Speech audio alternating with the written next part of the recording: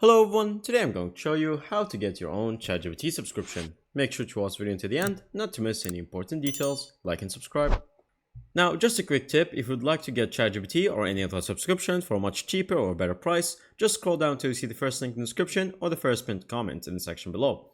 It will send you to Gamsgo, which is a website I've been personally using for the past 3 years. It shares your account with other people under the same password, like one big family, and so you can get your own offer for a much cheaper price. So as you can see, just sign up and then click on ChatGPT right here, and you will get 3 months for the pure price of 17.5 euros instead of 60 direct, and you can activate auto renewal for even a cheaper price, and then finally click on a coupon and write gummy to get the additional 5% off to get the best possible price out there.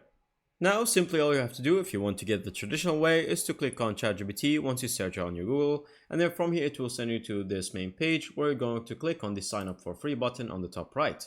Once you do that, you are going to write an email address or you're going to select one of these methods to continue your login. Once you do that, fill in your password with anything that is secure and is following their directions, so from here.